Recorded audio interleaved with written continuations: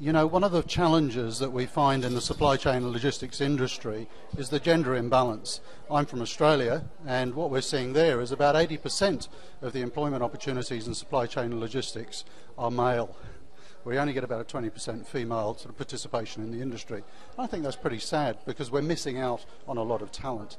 Hi, this is Rob O'Byrne from Logistics Bureau, and I'm here today in Mumbai with, let me get the name right, Kavea Chavali. Absolutely. Thank you for joining us. Kavea has actually been the MC at this wonderful event, the 7th Express Logistics and Supply Chain Conclave.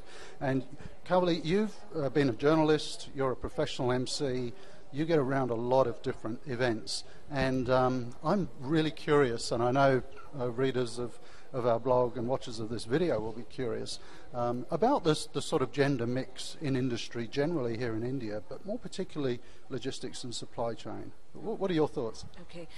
If I look back at the trend, let's say about 20 years ago, mechanical engineering as a subject, I would always notice that, in fact, from what I've heard from my parents, is that women wouldn't really opt for that particular subject because they would require to work for many number of hours, put in a lot of effort. So ideally, mechanical engineering was not a trend-setting subject then. But cut to the years that we are in right now, it's an evergreen subject, and everybody's opting for it, including women. If I have to talk my opinion per se, when I have to talk about India, logistics as a subject requires a lot of time, and the kind of work that Indian women do, they love to take care of their homes, they love to work, but when you have to talk about logistics, it's a very operational sort of job. So going beyond the office hours and putting in that extra hours will require a little bit of effort, will require a little bit of that, that push. And I think somewhere we will be getting there, because if there's been a trend that we've seen from the mechanical engineering as a subject where women did not earlier, and now they've started to, I'm sure logistics will also follow suit.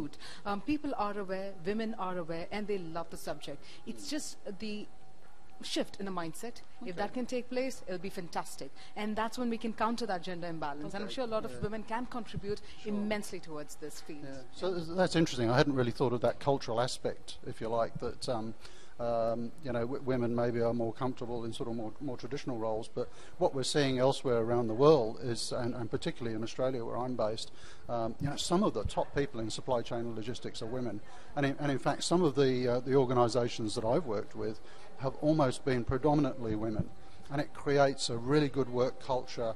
You know, women just bring a totally different perspective to business, and you know, it's been really interesting talking to some of the women here who are undertaking training programs. You know, there's a lot of training organisations represented here, and they really seem to be embracing it. So what do you think the future is maybe then for women in this industry? If I have to look back at this particular event also, yesterday when we were giving away the awards, we had Miss Chitra Shinde, who won a very prestigious award as the ELSC Women of the Year. Now that is a very good mark of encouragement. Even if we look at the trends, women are stepping out, women are being part of the conferences, and they are understanding that yes, it's the need of the hour, they can be part of this industry, and they would love to be part of it. So let's say we start off with 5, it becomes 10, it becomes 15, and then I'm very sure that let's say even 10 or 20 or even 50 years, the women will be there.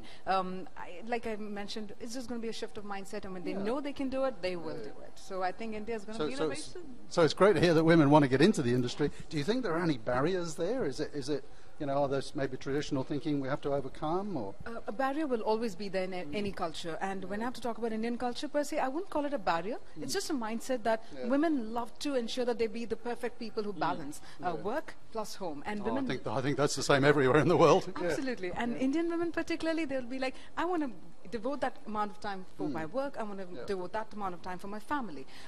If operational industry per se can ensure that women can be part of the, can also modify to an extent, it'll be great. So I guess there should be a shift, a move from both the ends, from the women as well as the industry, and then it's going to be fantastic. Because I guess the kind of contribution women do is totally amazing. Oh, it is without a doubt, and it's interesting in countries like Australia and the States. I mean, a lot of very progressive companies are actively trying to support women in the workplace with, you know, flexible working hours, with childcare at work. You know, there's some new laws coming in Australia with maternity leave and so on to make it more attractive for women. And I also think that we love to ensure that we pick some trends from what's happening, for example, in Australia, as you had mentioned. So if our country can also I'm very sorry.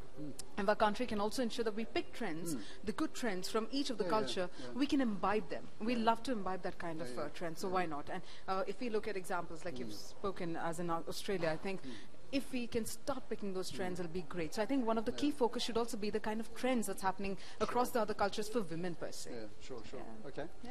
Well, Kavea, that's fantastic. I know you have to get back in and do your wonderful thing inside there in the room, managing all of our streams and sessions. It was great talking to you today, and thank you for those insights. Likewise. All the pleasure is mine. Thank you very much, Rob. Thank you. Thanks.